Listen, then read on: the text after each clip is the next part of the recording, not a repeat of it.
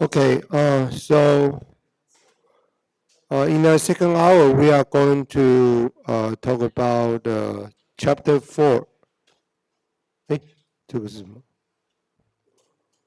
Chapter 4.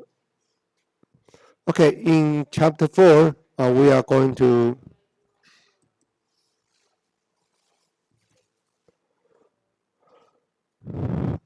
actually in the part 3 of the textbook, it's going to talk about the service of the fog layer. Okay, so it will include 3 chapters, including the present and the chapter 4 is about the present and the future of privacy preserving computation in fog computing. And chapter 5 is going to talk about self-aware fog computing and the private and the secure sphere. And chapter 6 is about urban IoT edge analytics. Okay, so basically there is two main topics we are going to introduce. One is blockchain. One is a multi-party computation. For blockchain, basically we are trying to check the oscillation and authenticity, okay, to see if it's true or not. Okay, because in IoT today, we are not just talk about a fixed node. The node can be moving around, so they are mobile. So how can you identify, the device's identity? That's a big question. So last time, do you remember when we talk about a drone, how to manage a drone, how to find the drone is not belong to your team, okay, which can be the spider, especially in military actions, you may have enemy. So the enemy maybe try to sneak in to your drone group. Okay, so how can you identify them? Like in Ukraine and the Russian world, they both use the, same system, similar system, because their weapon system is based on the all Russian Union, 就是苏联的武器嘛，对不对？ So Ukraine, well, they was part of Russian Union, right? But however, their weapons appearance looks so similar. So how can we identify them? That's a big question.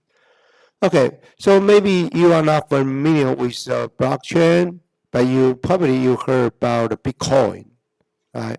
Bitcoin is electronic currency. Okay, we will give more detail later. But let's talk about what's multi-party computation. And how to put the multi-party computation and the blockchain together. But what's the differences? Okay, let's say I start with what's a third party?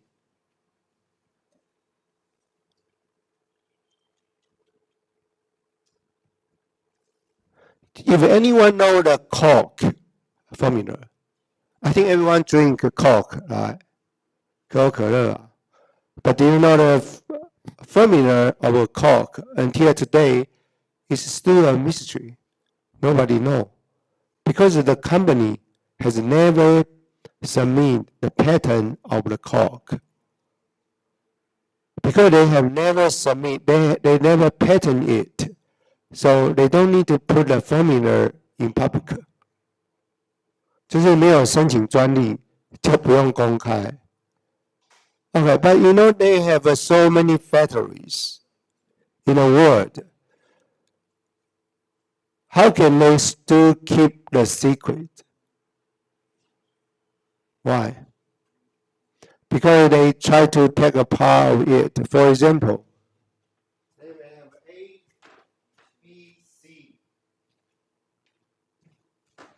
ingredients, right? And then they may take it down, mix up this A, B, A, C, B, C, A, C, A, B, C, they mix together. But at the end, so you didn't know this. But once you put all of them together, they will become the same. They have some pseudo name for this different formula. So you just couldn't understand what are they order. Okay. Like this could be sugar, right? And then this can be some honey or something else, or some color. So people just could not figure out what's the formula of the Coke. So that's the idea of a third party, multi-party computation. Okay, because we need to keep people's privacy. Okay, for example, today in Taiwan, the toll system, freeway toll system.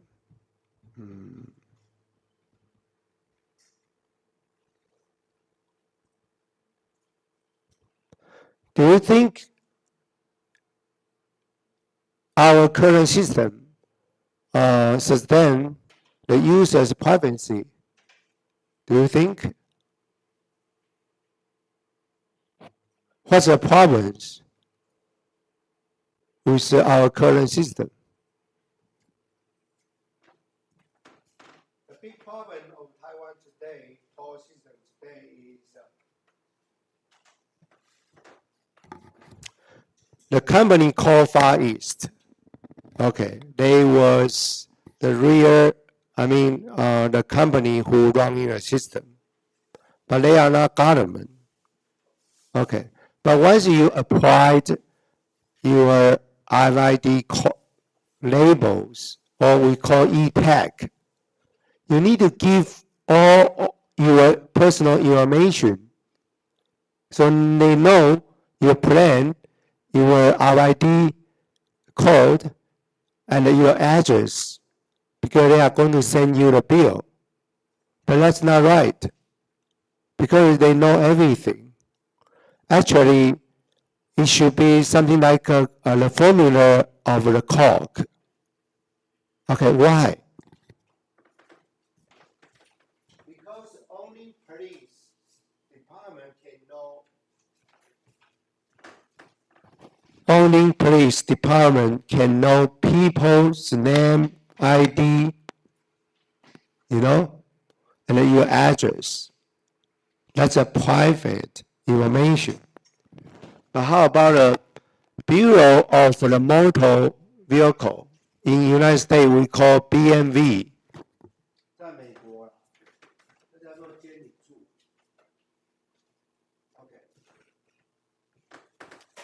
And for the company who running the toll system, e-tag, they only know who has this. That's all. So that means your personal information will be separate to keep in 3 places. Understand? There's a tag. And you register vehicles, your plate numbers. And the police department has your personal information. But nobody should know everything. But now the company knows everything. Okay, because they are going to hear you send a bill. So it's not right. Understand the idea?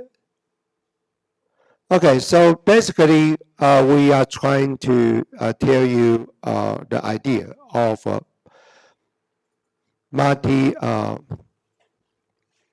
we call multi-party computation. Okay.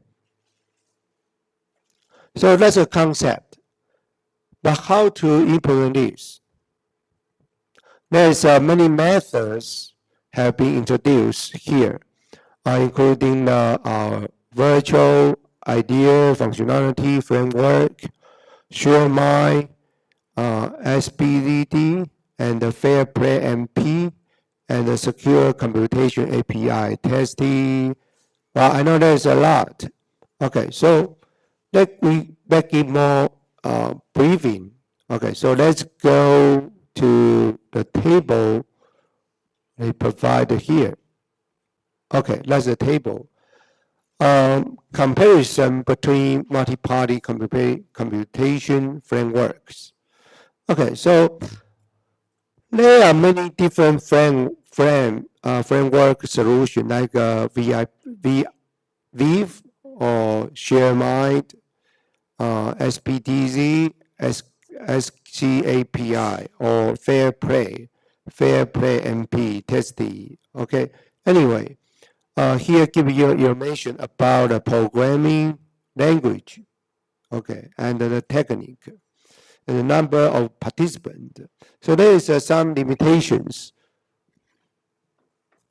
As you can see here, the participants only 3, so it's not much. But anyway, this technique will be very helpful for you to separate the information for individual privacy. Okay, for example, if you are running a smart medical health system, right? So you may have some sensors attached on your patient's body. So you have to separate these. I mean the sensors numbers. Okay, and you have a patient list. You separate this, just like I said here. Here. You've got to separate these. So patients, sensors, and their personal information.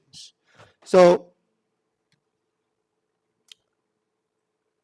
let's try. This is just try to make people's identification to separate from their personal information. So you got ideas? Okay, so maybe you look at this can give you an idea. Like Alice and Bob, they have a talk. Alice say, I know that I'm richer than Bob, but I don't know how much money he has, right? And Bob said, I know that Alice is richer than me, but I don't know how much money she has. So it sounds like they do have some input, but you only know that Alice can be richer than Bob. That's all. Okay, so it's you are going to build a system like this in the database. So they just make some comparisons. So in a big data system, you may only, you check the system, they may just give you a comparison result, but not really numbers. Okay, so that's multi-party computation ideas. Probably we don't have time to go through all of this, but you can see here provide some information of the technologies. So if you are going to apply this, you can try to check more details. I put the link here, so if you are going to use them, you can try to access these informations. Okay, but let's go back to the blockchain. Okay, what's a blockchain? But why do we need to have a blockchain? There are some examples I have been seen in the Smart City Export in previous years. So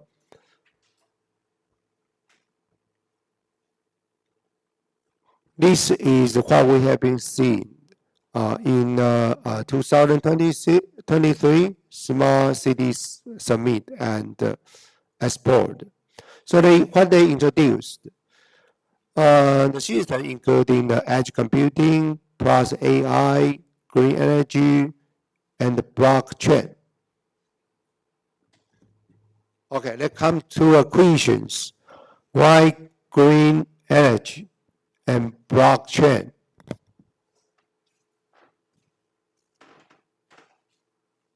You know the price of electricity are different. For example, in Taiwan, if the power is green powers, every 这是度吗？一度电。Anyway, 1 kW is about $4. Okay, I mean the normal electricity. But if you are going to buy the green energy, the cost can be double $8. I mean the power generated by windmill, solar panels.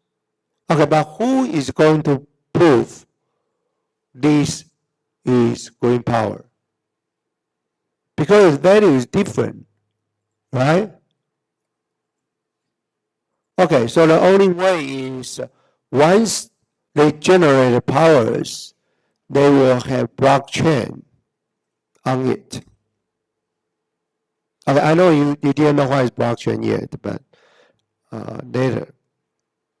So for them, they will be able to attach the blockchain to prove this is green power. So they can sell in higher price. Okay, another thing is, probably you saw this on the street, right? So if your car is going to charge, if your EV is going to charge electricity, so you will use power port to charge your car. But after you finish it, then what? You need to pay by your credit card or your smart card. I mean, a metro card, something like that. But what if there is no driver in the future? Okay, so how can the charging port to identify your ID? But of course, you do have a plant, right? But what if someone fake your plant? You know what I mean? Someone may fake your plant.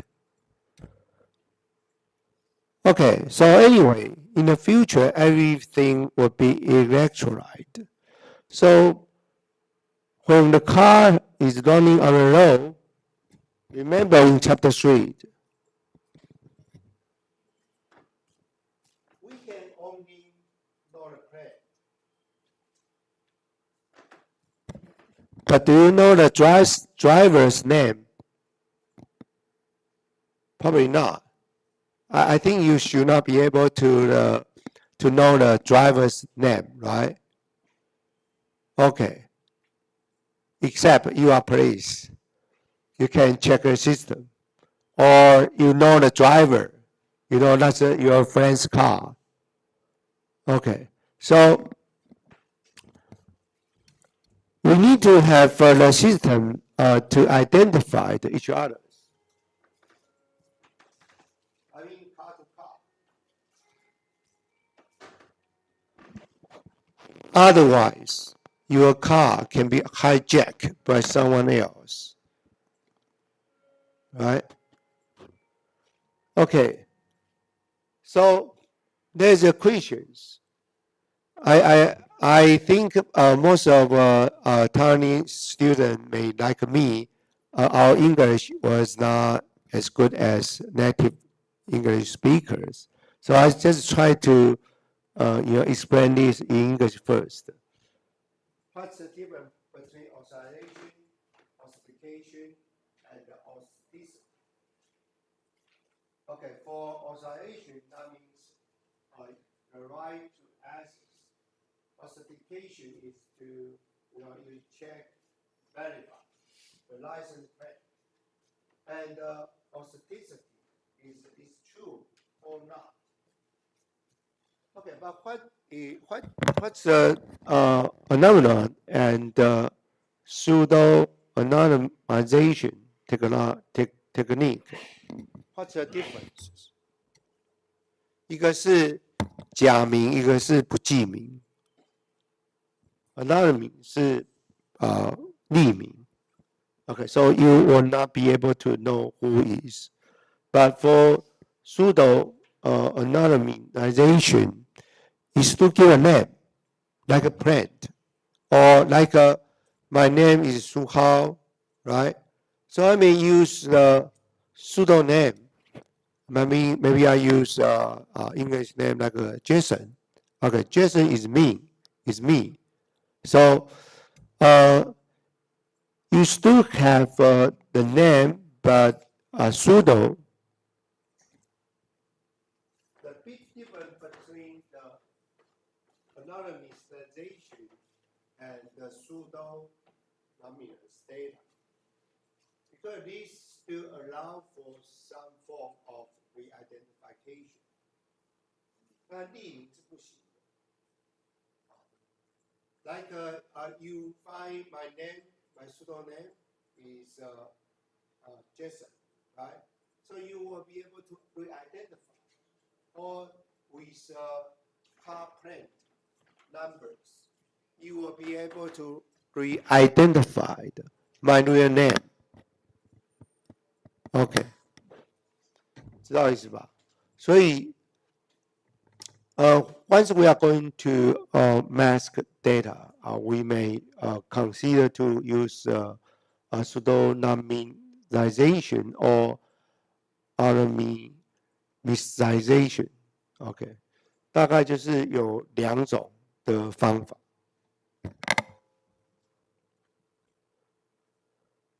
Okay, so this introduction tells us some basic concept about why we are doing this. Okay, because in the future, the application like a green energy or the autonomous car, EV charging, for this kind of scenarios, we may need to have someone's identity, but you also need to keep them in private status. OK， 所以呢，就是为什么要上这门课的道理。But I believe most of you may not be able to consider this part. I mean, in our PBL project, we may not it's too professional. But at least you know the concept, MPC, multi-party computation. Okay. Okay, then let's talk about encryption and the blockchain. I think you know the encryption, right? It's much easier to understand. Like a Bob, try to say hello to Alex. So he goes to access a public key from Alex. So he encrypts the data. Then Alex may say, what is Alex receiver? Then you decrypt. So it's just like the process you do on the online ATM banking system, right? Every time when you log into the online ATM system, what happened? They may ask you to accept a token, right? And a cookie. Then you have to download the key to encrypt the data. Okay, so that's the way we used to do for the online system. Or when you are submitted to some online shopping store like a Shopee, PC Home, normal or eBay or Amazon's bookstore. It's something like this. Well, but what's different of blockchain? Blockchain is called decentralized ledger.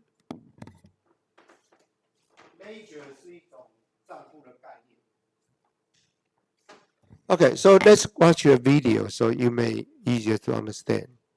诶，这个是没办法播放。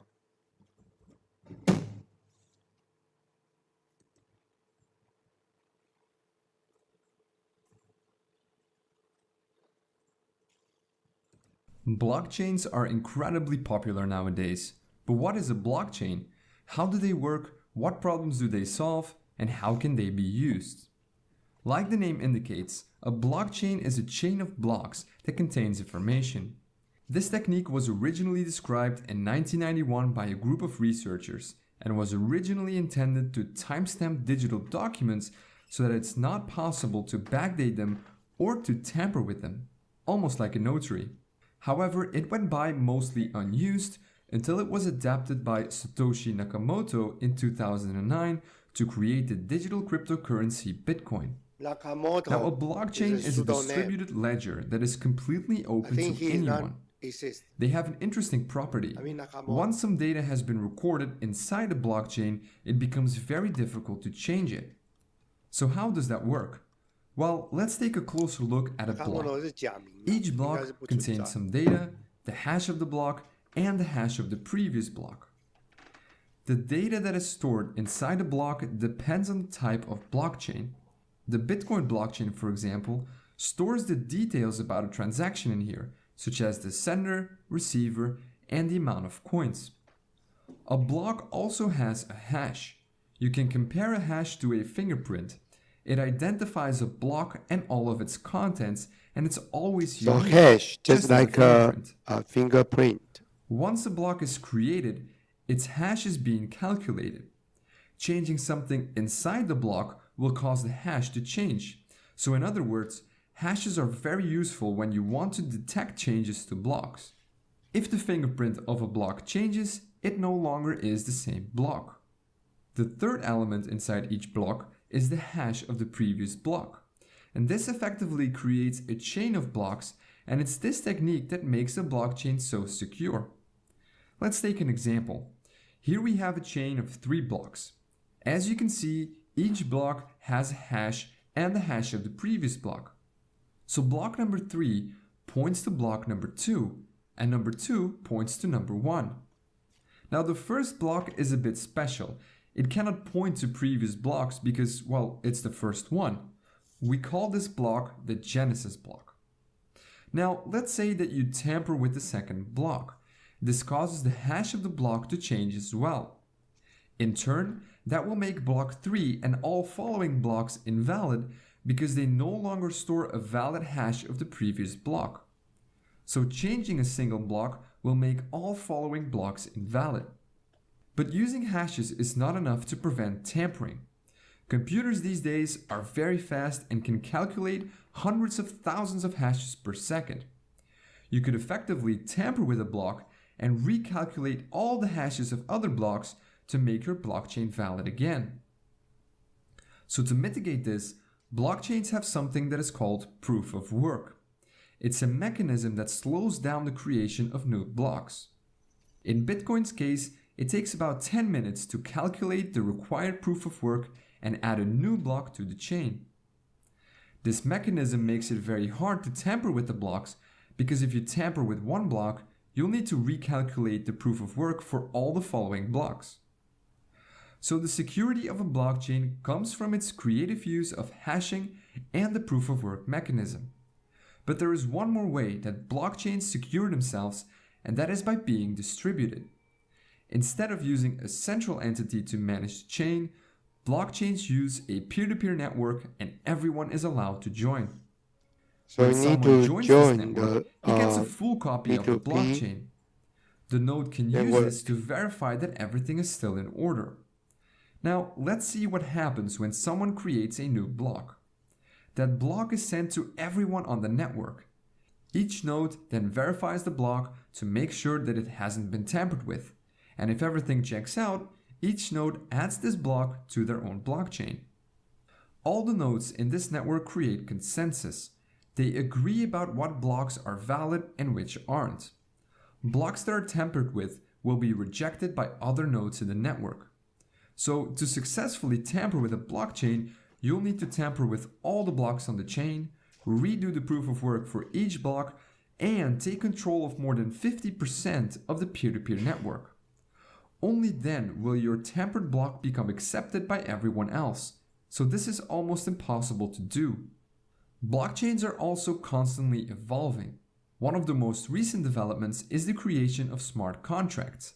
These contracts are simple programs that are stored on the blockchain and can be used to automatically exchange coins based on certain conditions. More on smart contracts in a later video. The creation of blockchain technology piqued a lot of people's interest. Soon others realized that this technology could be used for other things, like storing medical records, creating a digital notary, or even collecting taxes. So now you know what a blockchain is, how it works on a basic level, and what problems it solves. Want to learn how you can implement a simple blockchain in JavaScript? Then check out this video here. And as always, thank you very much for watching.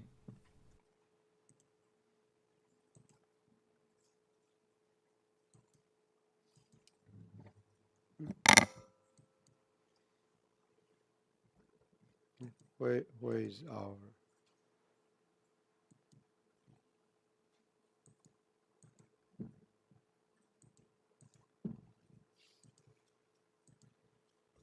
Okay, so now let's a blockchain.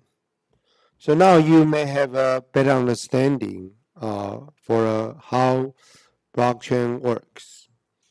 So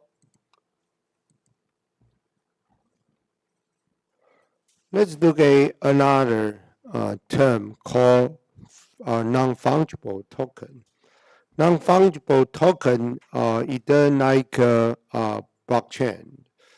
You only aim on to identify something unfungible, okay, which cannot move. For example, a house. If you build a house exactly same as the one at your hometown. For example, you guys may from Thailand or Indonesia, right? So you build a the Thai style house in Taiwan. Does that one represent your home in Thailand? Of course, it's not. It's different.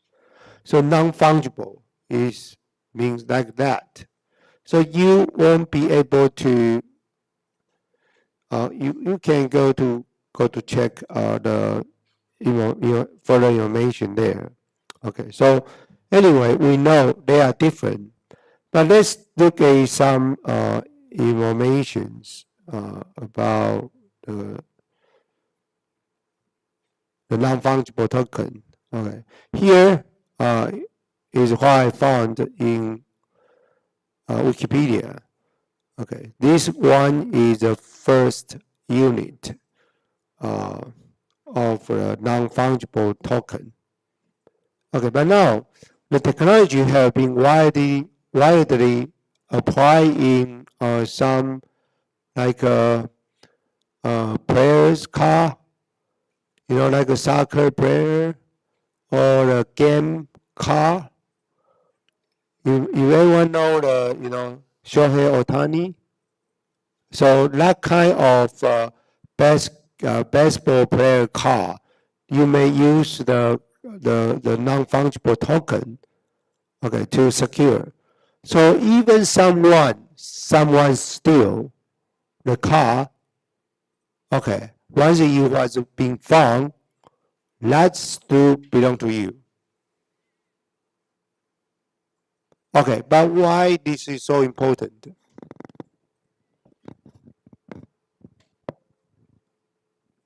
Okay, you have autonomous vehicles like a Tesla.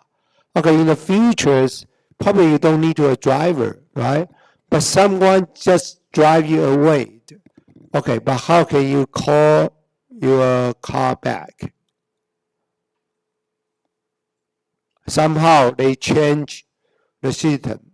So they plug in to your Tesla system. Okay, so you lost your control. But what can you do?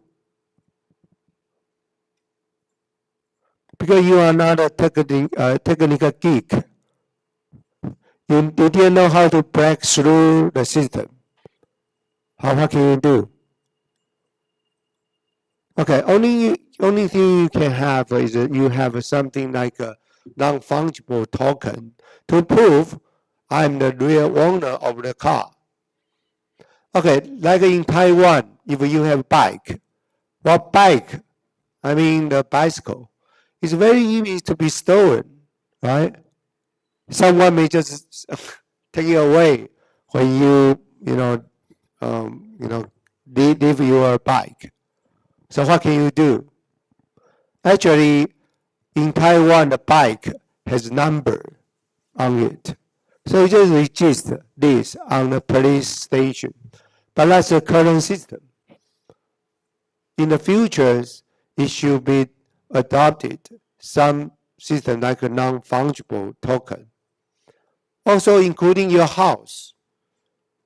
Okay, like Ukraine-Russian war, their house can be bombed, right? So they lost their house. So if you want to prove that's your house, what can you do? You go to city, you go to the government, which department manages the land, to find the original document to prove you own the land, you own the house. But how about the government have been bombed too? You know what I mean? The government, they don't have an original document to prove you are the owner of the land. Okay, so in the futures, I think most of the properties will apply non-fungible token, including your house, your home, all the devices. Okay, because it's just like this. You know, it's a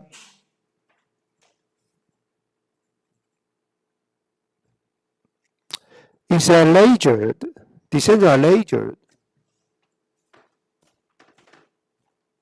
So once I sell my car, my house, or something to you, or a baseball player car, from Alice to Bob, and we will announce this in the blockchain. Okay. We know once we done the transaction, they will add what? They will add the hash like a fingerprint. So you won't be, people can change the content. Okay, like electronics signatures. Understand how the system works. Okay, so here give us a use case for using blockchain. Let's watch the video. What would you tell a man who can scroll for hours but can't work for 10 minutes and hates himself for it every night? So you heard about blockchain. You got on the internet. Okay, we know the basic, right? So now, how can we implement all this? You're still confused. How can this technology be used in the real world? Well, let's take a look at a few examples, but before we do that, let's quickly recap what a blockchain is. In simple terms, it's a distributed database that everyone can get a copy of. Every person with a copy can add new records to this database, but they cannot change any record that's already in there. This property makes blockchains great to record data in a transparent way because everyone gets to see what's in it. So how can it be used? Well, in this video, I'll give you 9 examples. Let's start with the most obvious and most popular application of blockchains, and that is cryptocurrencies. When Bitcoin launched in 2008, it allowed people to directly transact with one another without having to trust third parties like banks. Since then, over 1,600 different cryptocurrencies have been created. But let's look beyond cryptocurrencies. Let's look at how blockchain technology can be used in cars, for example. Ever heard of odometer fraud? By tampering with the odometer, someone can make a car appear to be newer and less worn out, resulting in customers paying more than what the car is actually worth. The government tries to counter this so by it is collecting quite the mileage of cars important, when the they get a mileage safety of the inspection, used but that's car. not enough. So instead, we could replace regular odometers with smart ones that are connected to the internet and frequently write the car's mileage to a blockchain. This would create a secure and digital certificate for each car. And because we use a blockchain, no one can tamper with the data and everyone can look up a vehicle's history. In fact, this is already being developed by Bosch's IoT lab, and they are currently testing it So on a fleet Bosch, of they 100 cars already in Germany and has the Switzerland. system. So blockchains are great at keeping track of things over time. So besides odometers, you can also keep track of things like intellectual property or patents, or it can even function as a notary. See, a notary is someone who can confirm and verify signatures on a legal document. But we can just as well use a blockchain for that. The online website stamp.io allows you to add documents to the Bitcoin or Ethereum blockchain. Once added, you can always prove that you created a document at a certain point in time, much like a notary, although right now blockchains aren't on the same level as notaries in a legal perspective. Another interesting application is digital voting. Right now, voting happens either on paper or on special computers that are running proprietary software. Voting on Voting paper is costs a lot also of a money, very and electronic important voting application has security for issues. blockchain. In recent years, we've even seen countries move away from digital voting and adopting paper again because they fear that electronic voting can be tampered with and influenced by hackers. But instead of paper, we could use blockchains to cast and store votes. Such a system would be very transparent, as everyone could verify the voting count for themselves, and it would make tampering with it very difficult. The Swiss company Agora is already working on such a system, and it's going to be completely open source. But there are many challenges. First, you have to be able to identify voters without compromising their privacy. Secondly, if you allow people to vote with their own computers or phones, you have to take into account that those might be infected with malware designed to tamper with the voting process. And a final example, a system like this also has to be able to withstand denial of service attacks, because that could render the whole thing unusable. Definitely a tough nut to crack, but if it becomes reality, it could make for a more transparent and practical voting system. Let's move to yet another example, the food industry. They could use blockchain technologies to track their food products from the moment they are harvested or made to when they So end up you in the are hands of working with customers. projects See, every year relevant almost to 500,000 the, people you know, die because smart of foodborne food. diseases. How And do that's you partly consider because it this? takes too long to isolate the food that is causing harm. Blockchains could help us to create a digital certificate for each piece of food, proving where it came from and where it has been. So if a contamination is detected, we can trace it back to its roots and instantly notify other people who bought the same batch of the bad food. Walmart and IBM are currently working on such a system. It allowed them to trace the origin of a box of mangoes in just 2 seconds compared to days or even weeks with a traditional system. A system like this could be applied to other industries as well. We could use it to track regular products and battle counterfeit goods by allowing anyone to verify whether or not the product comes from the manufacturer you think it does. Another idea would be to track packages and shipments by using blockchain. That is something that IBM and container shipping giant Maersk are working on, a decentralized ledger to help with making global trade of goods a lot more efficient. Alright, so far we've looked at ways blockchain can be used to keep track of information and verify its integrity. But blockchains can be even more powerful when we add smart contracts to them. These contracts are tiny computer programs that live on the blockchain and can perform actions when certain conditions are met. Insurance companies could use smart contracts to validate claims and calculate a payout. Or they could allow us to only pay for car insurance when we're driving, for instance. But it goes even further. With smart contracts, we can secure our own data on a blockchain. They could, for instance, allow us to store our medical records on a blockchain and only allow doctors to access them when we approve it with a So digital that's signature. application on In the same fashion, you could store your personal smart identity medical on there and service. choose what data you want to reveal. Ordering alcohol in a bar, for instance, only requires you to prove that you're over the legal drinking age. And with smart contracts, you can deliver that proof without revealing anything else. Or think about collecting royalties for artists. A future streaming service could set up two smart contracts, one where users send a monthly subscription to, and one that keeps track of what the user has listened to. At the end of each month, the smart contract then automatically distributes this money to artists based on how many times their songs have been listened to. So as you can see, blockchain technology can be used in so many different ways. This video is just a brief overview of how they can be used, and it's by no means a complete list of all the applications. That would make for a very long video as there is so much going on in this space. Let me know in the comments below what your favorite application of blockchain technology is. And if you found this video interesting, consider getting subscribed. Thank you very much for watching, and I hope to see you in the next video.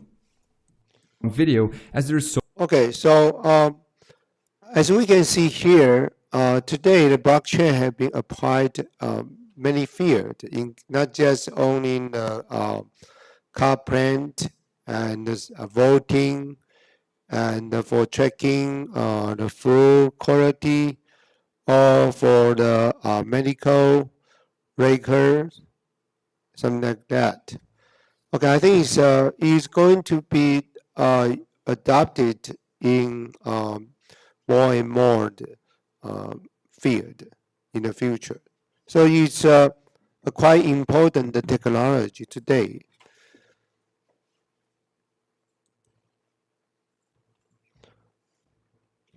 Okay, so far, I think we have the general idea of blockchain already, and also the multi-party computation. Then what about we combine them together? Okay, that would be something like a multi-party computation and blockchain together. So we know for multi-party computation, just try to keep the people's privacy, right? For blockchain is try to check authorization, authenticity, something like that. So once we combine all of them together, we may create a more secure and more, more reserve and privacy, better systems. I think I go through most of everything here. Non-fungible token, yeah. So let's look at some technology you may need to know. Like if we look at these examples, in the beginning we have been we have been seen in the 2023 the Smart City Dashboard. We know some technology that are being applied, like 没有写，不是这里。Sorry, it's on here.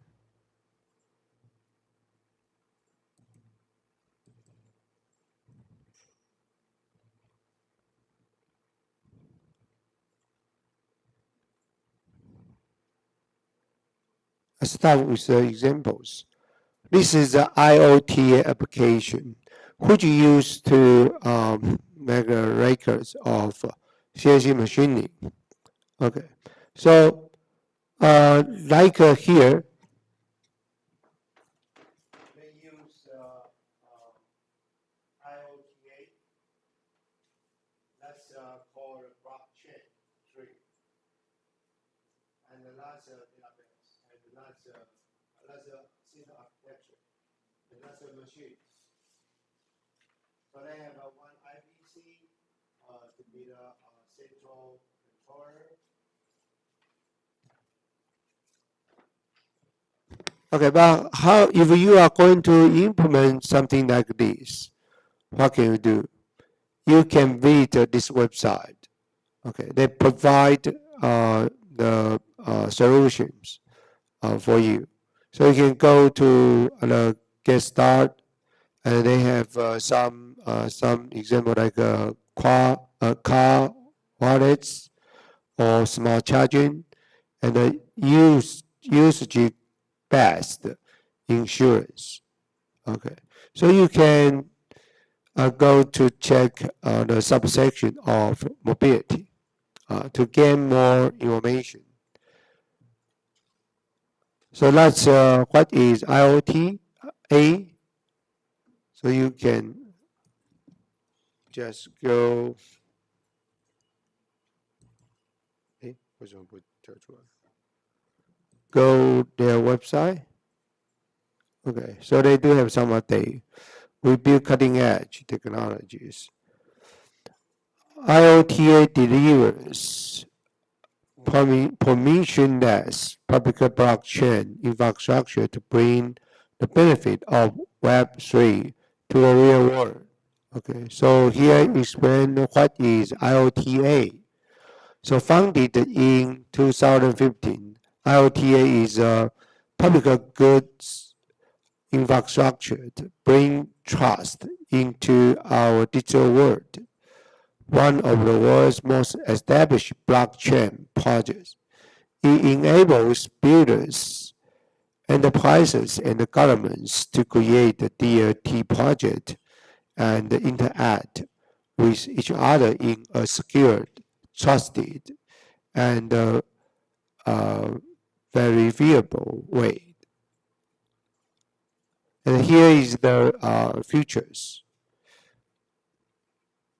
Pool of the world. Okay, so if you want to try it, you can click on the learn. They do have some information here. Showcase example of user case. You can go to check some user cases. Okay, like Poor's Financial, Photo Twin, Salute, Closing the Trend Financial Gap, and Global Digital Passport. Okay. Oh, if anyone know Taiwan passport can electrolyte? You know that? Passport. If you have a flight ticket, you can save on your Google or your Apple wallet. Do you know that?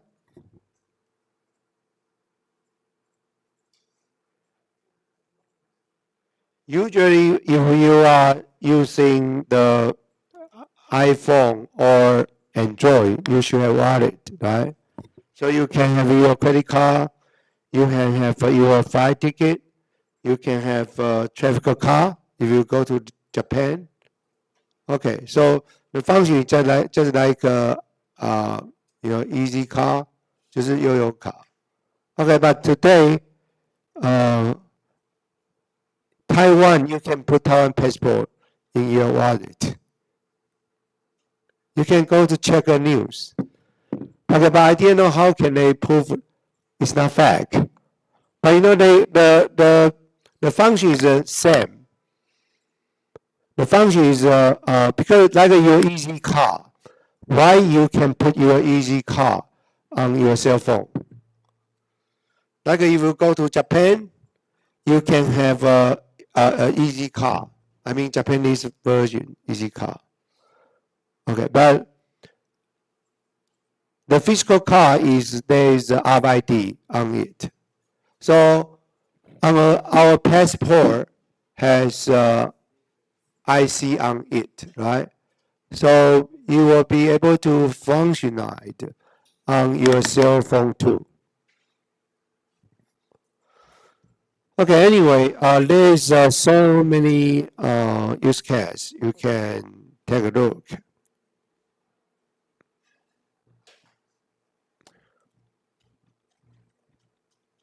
You 们来上课学东西，就是要学一些跟人家不一样的，就是等下不知道，也不是不知道，就是说未来可能会用到。I think we should learn something which may be useful in the future, right? Okay, so but unfortunately, this class is most like introduction. I will tell you something that you may need, but you are going to be expert in this field. You need to take more time to do the researches.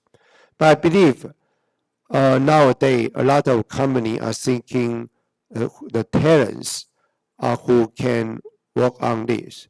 Do you know news? The Amazon, they just lay off 60,000 employees last year, and including a lot of IT engineers, unfortunately. And in Taiwan, the university IT, how can I say?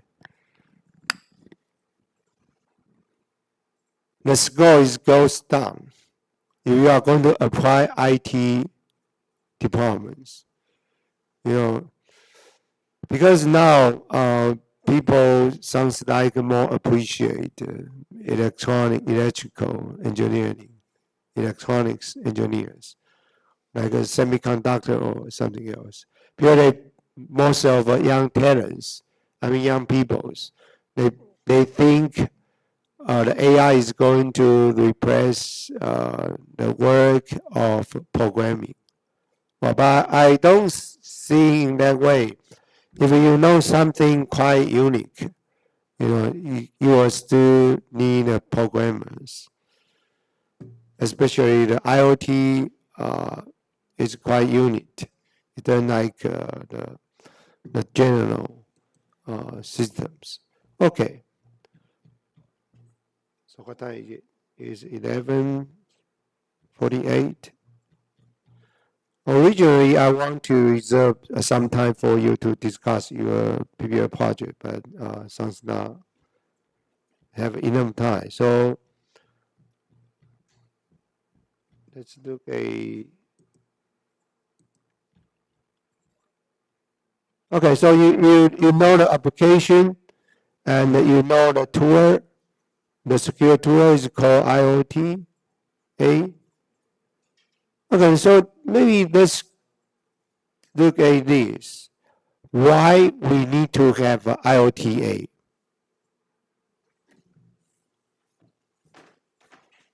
In today's exercise, we know in your system, it may include many small devices,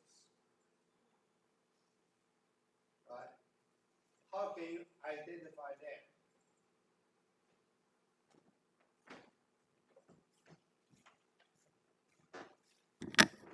Because every devices you deployed should have an API, a token on it, right?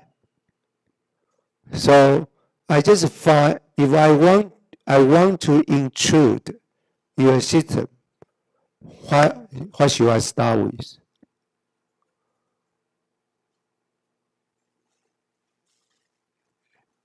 I want to intrude to your system, right? But how can your devices to access to your system? He must have something like an account and a password, API, token. Remember, once you create devices, what you do? You apply a token, then you burn the token to your node, so you can access your database somehow, right? Or maybe he doesn't have authorization to access all database, but he has authentication, 因为他有身份，对不对？ So he has authentication. So it's possible for someone to hack into your system from one of the nodes. Okay? So what's your strategy to secure your system?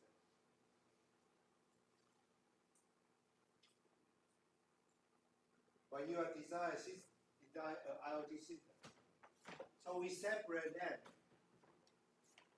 So the devices, they didn't know each other's information. Like I say, the police station, they know your personal information, but the car, Bureau of Mobile and Vehicle, BMV, only know your plant. E-tech company, they just know RID number and then your bill address, something like this. Okay, so when you are deploying this, you have to consider to separate, to apply the multi-party computation. Okay, just like in a military action, Ukraine, Russian war, every soldiers, they only know very limited information. They cannot know the whole thing. They just need to know maybe just get a mission. They don't even know some sources. Okay. So if we look at this, well, maybe you confuse more. Now we have a new term called mist. Mist like a moisture. But what's fog and mist? We know cloud. Cloud can be more higher, right? But fog is quite similar to mixture. Mist. Okay. In Chinese it's called 山南. Okay, if you go to the mountains, you know the moisture coming from the grounds, right? 那叫山南，它永远都有雾。In the mountain area, that's because the moisture from ground, right? A fog is similar, but it may be the hot air coming to some area, but it not become rain, so it become fog. Okay, but anyway, we are not talking about the nature things. We're talking about the devices communicate with devices. Okay, we may have party A, party B. So party A and party B, they will process different things. So they may have different missions. So like I said, if you think of multi-party computations, so one camera, one devices may catch the image. The other one will use to analyze. Okay, to compare. This can catch, but he cannot access the database. This one can access some database, some secret, sensitive data, but you won't be able to catch the data from in the front. 就是他把它分开来，有些东西可以去在 A， 有些在 B， 类似这样子。I know these may be different to the content in the textbook, but that's the main ideas of the MPC. Okay, so if we reflect to the concept of fog and mist, it will be something like that. 这个应该就是未来的一些很多应用。Okay, and you can see this kind of automatic, parking pay port in Taiwan. Okay, so they may have a camera to detect your plant, and you can pay online or with your smart card or credit card, something like this. Okay, and then also in the futures, you are going to use, washing machines. Like here, they give examples. That's like you are a user of the washing machine. So once you ran out of detergent, you want to order from the store, either the physical store, grocery store, or you order on the online store. In the future, you don't need to do this by yourself because you are washing machine. For you. So even the smart refrigerator, like you run out your milk, you don't have milk, so your refrigerator will detect that and order milk for you.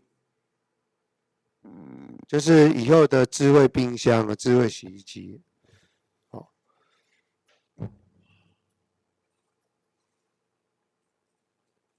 So that will be able to make our life easier. And also, something like a larger format displayed. If you are going to post some advertising or information here, they are not going to do this by themselves because there is just too many informations. So they may have customers to update the information by themselves. 就是像这种看板 public displayed. So they can have advertisers which can, post it by themselves. But how can we prove them can do this by themselves? You have to authorize them. So it seems like which we just talked, blockchain,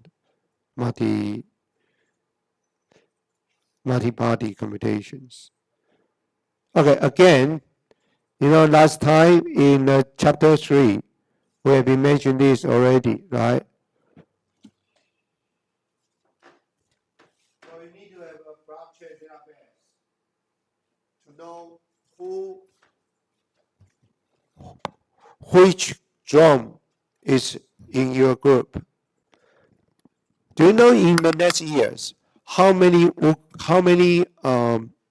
unmanned vehicles the Ukraine will need? How many? 就无人机的 unmanned vehicle. To be a weapon.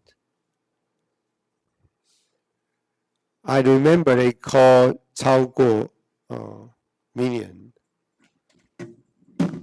我忘记了。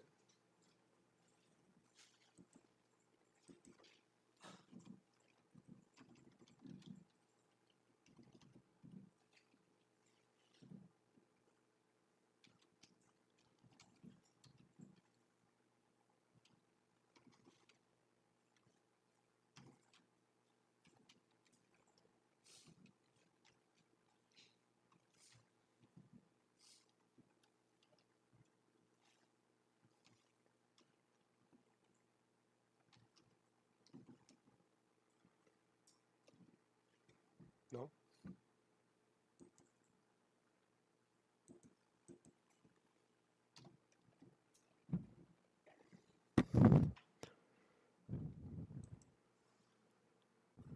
Okay. Taiwanese.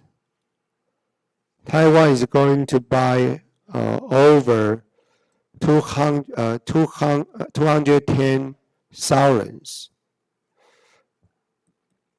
我把它转成英文。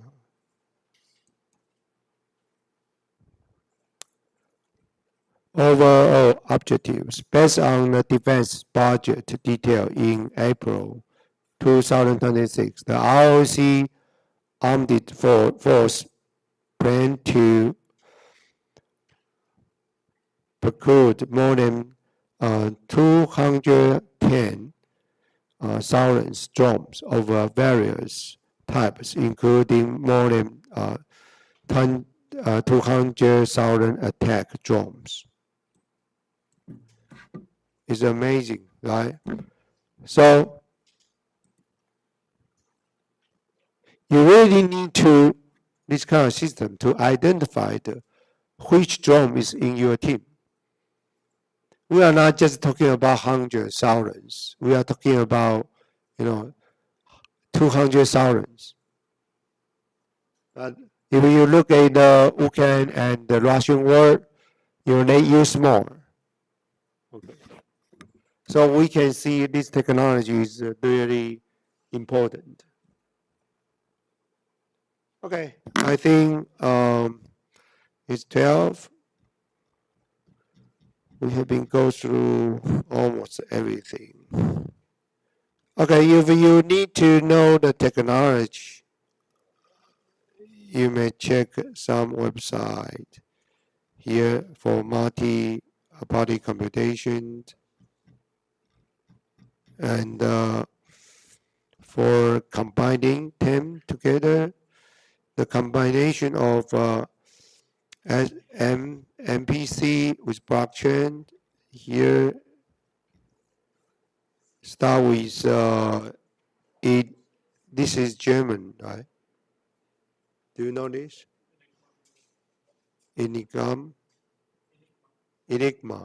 密码机. This is used in World War II. Okay, so can you create a secret code? If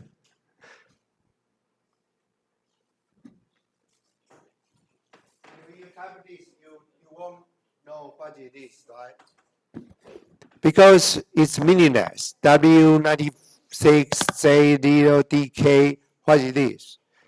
It represents the Taiwan tag. Because you just need to switch to Taiwanese, 这叫什么？注音怎么讲？Okay, Taiwanese 注音。So the typing will be like Taiwan 可以到。So it's W96 means high. Right? One is one是 Z and E. No. Taiwan. Okay, so this just tell you the Enigma machines function. It's something like this. Well, but it's more complicated, of course. I just try to tell you some examples for you to gain the ideas. Okay, so Enigma is combined both technology, both ideas, I think. Okay. So, well, even though it was invented almost 100 years ago, but until now, the concept is still very advanced. Okay, so it's quite amazing, right?